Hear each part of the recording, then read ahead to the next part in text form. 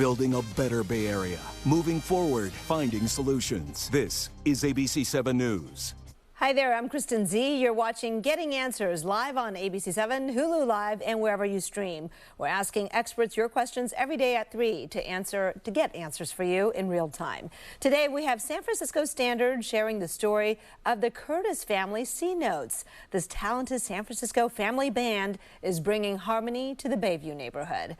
But first, today marks the second anniversary of the first known patient in the U.S. to contract COVID-19, a man from Washington State who had returned from Wuhan, China. The pandemic is still with us 2 years later, with 850,000 new cases recorded just yesterday. But there's also potential good news. The surge of the ultra-contagious Omicron variant may be peaking, and our nation's youngest population may be able to get vaccinated soon. Joining us now to discuss all this and answer your questions on Facebook Live is ABC 7 special correspondent, Dr. Alok Patel. Dr. Patel, how are you? I am good, Kristen. I appreciate the check-in. How are you doing? I'm doing just fine. I got to ask, you know, you're in healthcare and it's been tough. So thank you for doing what you do. I know you even took the time to prepare 2 truths and a lie for us. Because it's been getting so easy for me, I thought I'd bring... I mean, folks, if you watch regularly, you know I've been getting them all wrong. But nonetheless, to just make it a little interesting for you, we're bringing a competitor, a formidable competitor. Ooh, let me put my glasses on. No, I'm talking about you. Yeah. I've been on vacation for a while, so. Yeah. No, Mike is always down with the facts. You know that, Dr. Patel. So he's ready to do 2 truths and a lie with us. And our Facebook friends who are watching us there, please also join us in this learning game. Right on. And like Mike has energy first thing in the morning when I'm barely waking up. So I expect greatness right now. I know. Kristen asked me to be mean. So here we go. Like hard. I asked for hard. Yeah. Okay. Everyone knows how to play this. I can read them from my phone. But basically, here we go. All right. Tell me which one of these is not true. Is it A, Pfizer expects to have data for 3 5-microgram vaccine doses in kids under 5 in the first half of 2022? Or is it B, the CDC first issued a press release on the first US case of coronavirus 2 years ago tomorrow? Or is it C, 2,000 small animals in Hong Kong are going to be killed because of fears of a pet store outbreak? Which one of these is not true, you dynamic duo? Well, I'm going to make Mike go first. Oh, no, no, please, ladies first. This is not like Jeopardy where you buzz in. No. So you go first. Okay, let's see if our viewers on Facebook can go first. Oh, Robert's already in with B being the lie. That's, No, you know, I actually think that is true. You think B's true? Yes, I do. I do. I thought it was today. No, I think it was first, like it was today, but then they issued the press release, I think tomorrow. Technicality. Yeah, why am I telling you? You're not on my team here. Oh, that's right. So, I'm sorry. I think C is true as well. I don't know if you made it tricky for me that it's not a small animal, or maybe it wasn't Hong Kong, but I did hear about, I forget, it was like pets or mice or something being killed. Or anyway, so I'm going to go with A being the lie because I don't think it's. Wait, first of all, what did you write there, Alok? You have, Dr. Patel, you have data for 3 5 vaccine doses? That's microgram. Oh. It's a short way to write that. Oh, I flunked chemistry. It's not really supposed to be a U. It's a little letter for microgram. Got it. Okay. So I cannot. Okay, sorry. Before the answer goes up, I'm sincerely impressed that Kristen caught how I was trying to be tricky there. Because B is true. So yes, it is crazy to believe that 2 years ago, the first case was diagnosed today in Washington. Wait, stop. But Dr. Patel, we didn't give you our answers yet. I'm going with A being the lie. Mike, do you want to take A as well or C? I'll take C. Okay. There we go. Final answers. Well, okay. A is the lie. A is in fact the lie because it's a 3 microgram dose, not 5. And the reason why that's important is because that was a much smaller dose than what was used in an older population. And we know this age group didn't have that same immune response, which is why people are now suspecting, the FDA is suspecting there might need to be 3 doses for this age group. But B, like I mentioned, brilliant, Kristen, on picking up that the press release did come out on the January 21st, 2020. Can't believe it's been 2 years. And C is 2,000 small animals, including hamsters in Hong Kong, because several of these animals tested positive, including an employee, and they just want to prevent future outbreaks. Kind of sad, though. I don't feel like they need to kill all the animals. Can't they do something else? Like quarantine them for like 10 days? Or I don't know, let them hang out in some park with each other. Yeah, I think that's a creative idea, Mike. Something to give them, something to help them survive it, something to move on. And it makes sense, the 3 and 5. I should have gotten that because those numbers wouldn't be the same. Now that I think back on it, it was 3 micrograms for 5-year-olds and under. So, all right, you got me on the first one. See? I'll give you that one. He is still used to that morning schedule where like at noontime he's on firing on all cylinders. You know, it's like bedtime now. Okay, by the way, Heather Morley watching on Facebook Live, I just want to say you got it right. Oh, look at this. Kristen won, Mike. Whoa. Okay, this might be a regular thing. Okay. Our producer's rubbing it in there a little bit, Mike. All right.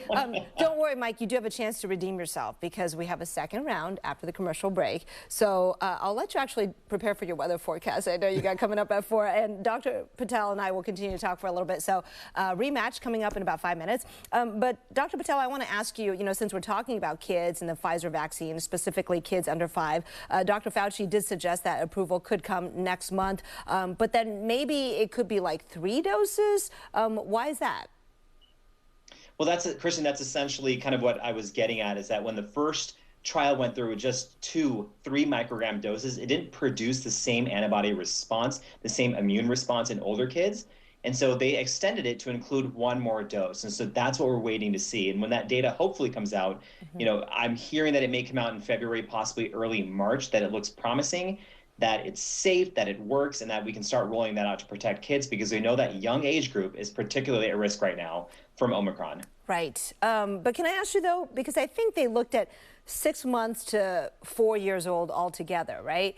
Why can't they break out the 6 months to 2-year-olds and approve the 2-shot series for them now instead of waiting, right? Because it seems like that dose was good enough for them, right, to generate that immune response.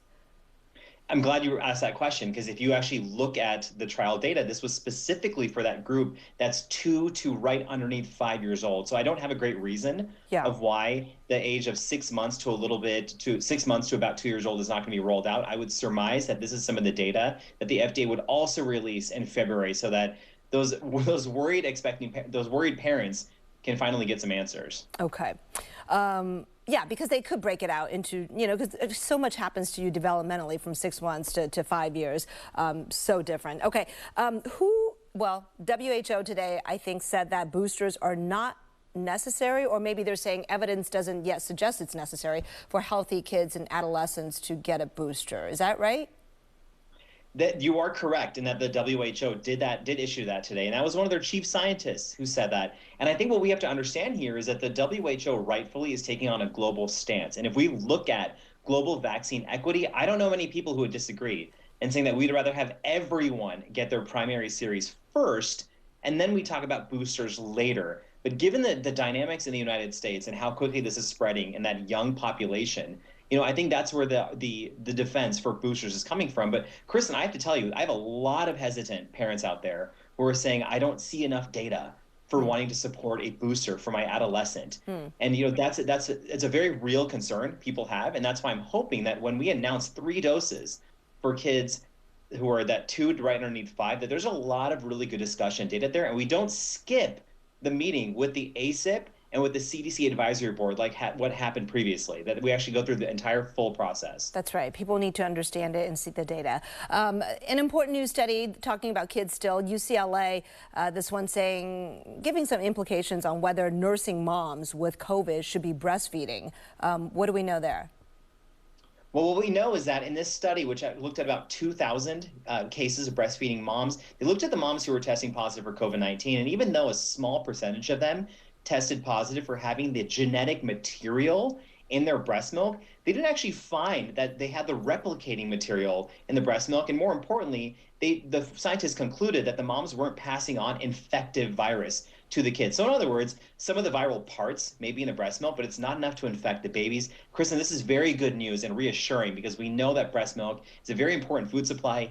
nutritious. And a lot of parents out there were concerned, saying, hey, if I'm exposed, should I do something else in terms of feeding my kid? You're all good. But what's even better, something we've already known, is antibodies you get from the vaccine will be passed on through breast milk. So just another way for you to protect your baby. Definitely. Okay, so keep nursing away. That's good to know.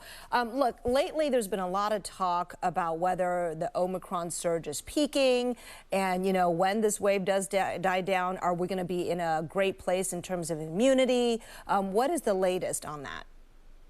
What the latest is, it's kind of multifocal, Kristen. So some of the wastewater data and some of the actual real world hospitalization data we're looking at is really on the places that have been hit hardest earliest from Omicron. So there's a lot to be said about what's going to happen in certain cities in this country that haven't seen the same type of surge. But I think the important thing people have to focus on is that hospitalizations and deaths are going to lag these case numbers. So we still have a rough 3-4 weeks ahead of us. So just because we might be passing the peak in some cities, it doesn't mean that hospitalizations are going to clear up tomorrow morning. We still have a critical situation there. And then who knows what's going to potentially happen in terms of long COVID and what's going to happen in the outpatient setting as well. So we still have a little bit of ways to go in terms of saying like, hey, we're good. But fortunately, I think the treatments, the vaccines, the masks, the testing should gear us up for the next few months. Hopefully, fingers crossed. All right, Dr. Patel, thank you so much. Don't go away, because when we come back, another round of Two Truths and a Lie with Mike trying to get his revenge. You can join us on, right? You can join us on Facebook Live, where Dr. Patel will answer your questions. All right, Dr. Patel, lots of questions for you. But first, I'm going to start with Robert's comment for you. Dr. Patel, your clock on the wall is off. Turn around. Look at oh my the gosh, clock. it is off.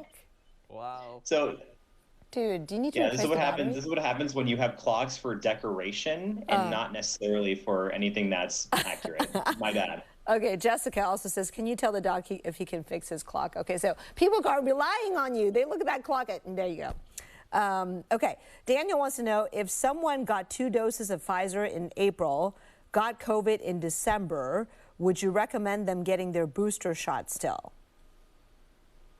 I would. So the reason why I even said this like hesitation thing is because cases of COVID are going to differ from person to person. Most physicians, most experts I talk to would have people wait a few weeks, possibly a month after your last COVID infection, if you did have that. But you should still absolutely get the booster at some point. I would check in with your doctor, talk to your doctor about the specific COVID case you had. It's different if you were asymptomatic versus if you were in the ICU. And that's going to change, make a difference in terms of your antibody level. And so talk to your doctor, but inevitably you should get the booster. It's going to work better. All right, Dr. Patel, Kathy wants to know, is a different vaccine coming out in the future? I've been reading a lot today about, is it Covaxin? Did I say that right? Covaxin? Well, Covaxin is a manufacturer of the vaccine, but I think what this viewer is asking about is variant-specific vaccines. Oh, I see. Or the dual vaccines, which is going to have influenza plus coronavirus into it. Right. You know, both Pfizer, Moderna, and other manufacturers have talked about this. You know, I think it's important that we don't get ahead. And you know what? Honestly, a personal frustration of mine is when we get these announcements from pharma CEOs and not the actual scientists and data yet. So we don't have any data to suggest that we're going to need a 4th shot or we're going to need another booster later. But it's important to know that the tools are in place and scientists are thinking about it should the situation arise. All right, we're coming back out on air, so get ready to put your thinking caps on. All right, we are back with ABC7 special correspondent Dr. Alok Patel, talking to us about all things COVID, including the latest developments. He's got another round, right, of Two Truths and a Lie. Mike, you back? Oh, I'm here. I'm going to try again. I'm really scared. Mike is ready for intellectual battle. I can see it. I can feel it. Yeah. I'm ready. Okay, let's do this. So far, can our producer just put up the graphic showing who's ahead right now? We've got the scoreboard up. We do have the scoreboard. Okay, see, Kristen got the last round. Wow. Okay, Mike. Now I saw Kristen with her fists of fury just now. That's that right. means something. But yeah, or frustration. Everyone knows the game here. Frustration. All right, let's go. Which one of these is not true? Okay, is it A, the Biden-Harris administration is putting $100 million towards transportation and loan expenses for healthcare workers? Or is it B, a new NIH-funded study showed a decreased chance of conception if a woman had COVID 60 days before menstruation? Or is it C, A 57-year-old Czech singer died after intentionally catching COVID. Let me tell you about something. I made a mistake, and 2 of these are actually lies, and only 1 is true. Oh. So why don't you tell me which one is true? This is actually 2 lies and a truth. Now you're changing the game on me. I am know. changing the game. I'm even confused, being and I do honest. this all the time. Okay. This is now 2 lies and a truth. Tell me which one of these is true. Mike, you want to go first? I have no clue. Honestly, I don't think it's B. I just haven't heard anything like that out there before. So 1 is the truth. So I'm saying it's either A. One of them is the truth. That's what we're going for. My Let's apologies. see.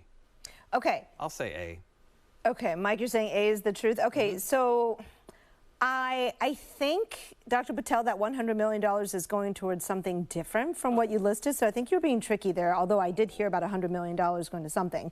And I think I read that a singer died after intentionally catching COVID, and I remember thinking that was so sad, but I don't remember if they were Czech or if that age was exactly 57. But I'm going to go with, and Mike, I have the benefit of looking at, you know, the Facebook responses. They're divided evenly between A and C. So you picked A, so I'll pick C. Okay. Yeah. Dr. Patel, what say you? Drum roll. And I apologize for turning this into 2 lies and a truth, but C is the truth. So Wait, stop. Before you explain, do we have the scoreboard? Oh. Do we have the scoreboard? I'm not at all competitive. No, you're not at all. I just want to update people. No, it's 2, you guys. It got to be Kristen, 2. updated in real time. Yeah, okay. It's Meanwhile, twice you as explain big that to now. us, Dr. Patel. I'll do this. Okay, Here, thank you. I'll make the scoreboard for you. Okay. So, Please explain to us why. You're right. To you know, some people's applause, some people's criticism that money is going towards mental health and wellness to fight burnout. The question now is going to become, how is it going to be implemented among healthcare workers? And I'm hoping, fingers crossed, it makes a big difference. And B, the study actually showed that the COVID-19 infection, so those who had it in men, kind of reduced chances of conception 6 days after menstruation with their partners. NIH is still looking into this. Is it possible that fever reduced sperm count? But nonetheless, the important finding from this is that the COVID vaccine itself was not associated with any problems with fertility. Important myth to debunk. And C is true, Kristen. This is a 57-year-old Czech singer who had spoken out about intentionally getting COVID, and she sadly did die. And I think the reason this one was important to bring up is I'm hearing stories left and right across this country, people saying, I just want to get Omicron and get it over with. I'm going to go get infected on purpose. That takes me back to those terrible chickenpox parties and measles parties that people used to have, and those don't end well. Didn't work for me either. I didn't get the chickenpox until I was 22. Oh, my goodness. Because I was at one of those parties, thought I had it, or my parents did. You ever had the chickenpox when you're 22? That sounds miserable. Oh, yes. Yeah. They were That doesn't sound fun at all. everywhere. Oh, my goodness. Okay, so do we have the updated scoreboard now? I don't know why I'm so desperate for it. I just really need the validation. Hey, on that last one, I was just going for the more positive A. I thought A was a more positive answer. We're giving $100 million to healthcare workers instead of somebody dying from doing something reckless. Yeah, no, you know what? Dr. Patel always, you know, he really wants to quiz us, make sure we were paying close attention. So it's a little tricky. But Samson. But I like Mike's thinking. I respect that thinking. I do Thank too. you. I do too. Some redemption, thank you. You're a winner in my book, Mike. By the way, Samson Wong on Facebook says, poor Mike. No, not poor Mike. He's got so much knowledge. He's good. He's good. He's just warming up. I'll get you at 4 at 4. Oh, yes, you will. Oh, I'm so okay. scared. I'm so scared. I'm scared already. No, that was The post-fight interview's happening. All right. I'm speaking of the 4. There's no fighting. I'm going to let Mike go and finish his forecast for the 4. Dr. Patel, I just have a couple quick questions for you before we let you go. As you know, the new government website, went up this week to sign up to get 4 free test kits per household. But it's going to take a while. And so I'm wondering, in the meantime, if people, what should they do, right? Should they seek out a PCR test? But we're also hearing those may not be so useful now because we're seeing massive delays in the return of those results. What should people do is such a great question, Kristen, because we are hearing about delays left and right. And the first thing that everyone should do out there is just be very keen about your potential exposures, and make sure everyone has a well-fitting mask that has both the good fit, like I mentioned, but also a good filter as well. Fortunately, the Biden-Harris administration announced that they're going to give away hundreds of millions of those, which hopefully happens quickly. But I think people should just be ready for the fact that you may not get test results back in time. If that means you can't go back to work right away, or your children's out of school, or you can't meet up with your friends, that sucks. I don't have another way to put it, but just be prepared for that reality as you try to get those tests. Okay. We have about 45 seconds left, but I'm going to ask you about the Olympics starting soon. Nobody wants to see an outbreak, of course. China has been pretty strict, right, like banning spectators for the most part, and they have a monitoring app for participants. What are your thoughts? My thoughts are that every single athlete, journalist, members of teams should be prepared to potentially run into Omicron when they're there, and countries should be, braced for when these athletes return home, because these are athletes going from all over the world, different places, different vaccine rates, different outbreaks, and it's just reality. So from what I see from the IOC, they're doing everything they can to keep people protected, and I hope it stays that way. All right, me too. Dr. Patel, thank you so much. Really appreciate it. See you next time. Kristen, thank you. Fist of Fury. All right, coming up next, they march to the beat of their own drum. We're talking about the very talented Curtis family C-Notes. The San Francisco Standard sat down with them. Will be joining us to share their story. Be right back. All right. Thanks, everybody, for playing along with Two Truths and a Lie. Those were very challenging ones, and Mike is such a good sport, joining in for the first time and did great. Analysis was great, That's what counts. So, Sue, you have a good question here. Can I ask a question? Yes, you can. That is actually why we started this program, is so that our viewers can use this platform to ask experts questions, which I relay to them when I see it on Facebook Live when you pose them. We try to get as many people in as we can. So definitely do ask your question in the future, although today, obviously, we had to let them go before we can get that answer in. Hema, you want to know, do kids 13 and up need a booster? I heard they're giving adult dosage for booster for kids. Is that safe? I think the dosage is different. I will have to check with Dr. Patel just to confirm, but I can answer, though, that doctors say it's safe. They have run trials, and that, if you're between 12 and 17, let's see, 12 to 17-year-old booster dose. I'll try to look that up for you. I know Dr. Patel would love to answer this, but he is not with us right now. CDC recommends adolescents 12 to 17 should get a booster shot 5 months after their initial Pfizer shot. Yeah, so review following administrated 25 vaccine doses in adolescents. So that was a big trial. They looked at a lot of data, safe and effective. All right. Is Dr. Patel still with us? Because we might want to bring him back. All right. Meanwhile, Mike, are you up? Can you talk to us? Because our next guest may not be showing up. Yeah. All right. I'm here. All right. So Mike is there. 15. So, Kurt, we're ready to go to Mike or just chat? All right, great. We're back in 5, 4, 3, 2, 1. All right, we are back. We're trying to get our guests from the San Francisco Standard to join us, but if they're unable to, right now, Dr. Patel is also possibly coming back on, but Mike is definitely here. He was busy working on his forecast. Mike, I was really glad you were able to join me for Two Truths and a Lie. Definitely just the headlines are hard to keep up because they come at you fast and furious, And if you miss a few days like I have this week, as I had family in town, you could miss some really important information that could, well, it could be the difference between you making the right decision and the wrong decision, in which you could see how I did by not being in the know the last couple of days. So yeah, I've always appreciated what you've done with this show and how informative it's been. Well, I'm glad you feel that way. Thank you. And you definitely help make it better. And you know what? I know you always err on the side of caution, so no worries there about making any wrong decisions. I do know that you are totally up on your facts with regard to the weather. And look, while we had a pretty rainy December, right? Now in January, it's starting to look like it's drying off. What do you see in the next week or two? Because we're still always got our eyes on the drought.